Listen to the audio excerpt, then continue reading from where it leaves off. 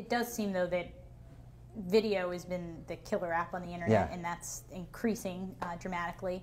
And I know about a year ago, Level 3 and Comcast were in a bit of a kerfuffle. You know, and Level 3 is kind of trying to get into your business a little bit of this content distribution.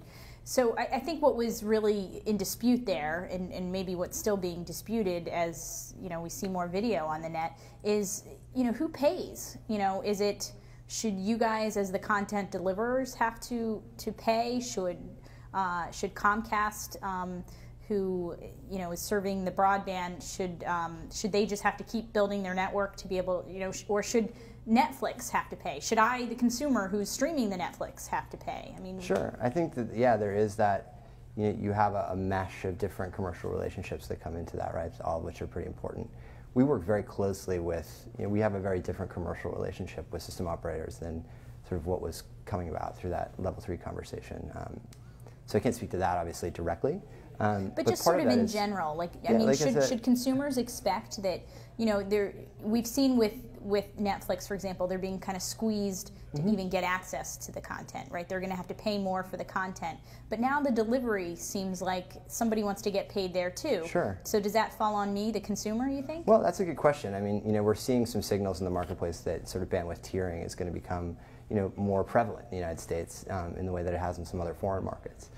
So I think that there should be an expectation, to some extent, that, you know, the appropriate economic load has to be redistributed to make sure that someone who's paying hundreds and hundreds and hundreds of millions of dollars to build out capital infrastructure to support IP to the home is not you know, it has to be able to also monetize that pipe effectively. You know, for us, you know, we think, you know, we tend to work with both sides of the coin, right? We are facilitating delivery for the biggest, you know, 30 out of 30 big global media brands. And then we're also deployed inside these networks delivering value in terms of how we help manage the content flow. The commercial relationships that get worked out between those two, we have the blessing of not being, you know, per se party to that, right? So we're abstracted to some extent. So you brought up the idea of tiered broadband. You know, we see that already in mobile. Do you think that will hurt consumption on any level? You know, will people stop watching less video online because it might cost them more? No, I don't think so. I think that it would be, you know, a lot of what we've learned over the course of the last few years watching this market evolve from something that was very sort of experimental into something that now is sort of commercially, materially critical, particularly the content owners, is that if you think you can thwart the agenda of the consumer, right? Like, you know, to engage with content in that intimate way that you do with your devices. People carry their iPhones with them like they're their second children, right? If you seek to go and thwart that kind of appetite, you know, push down that appetite, well, that doesn't work out well. It doesn't satisfy the consumer. And a lot of what we're seeing, you know, particularly with, say, TV Everywhere, for example, where you're tying in multi-device access to content to a pay subscription relationship that allows for both the content programmer and also the network operator or subscription, you know, MVPD to benefit, all under the guise of deriving more value to the consumer so they get to do what they want with right, but if the consumer has to keep paying more, you know, my paycheck isn't going up. Right, I know. You know, I'm part of the 99%. I don't know about you. Yeah, but, no, yeah, that's true. Yeah, I'm not. Yeah. I'm getting spritzed. I'm not spritzing. Right?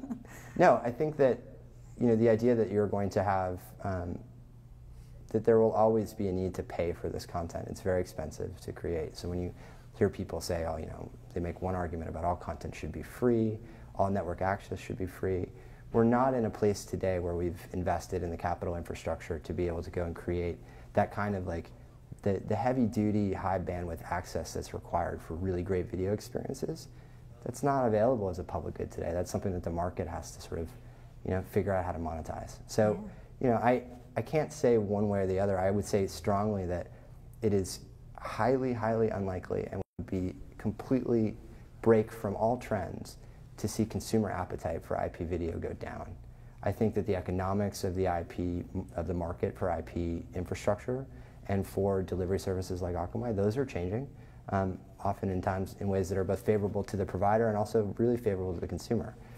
Now, what happens next year? I don't know. Yeah.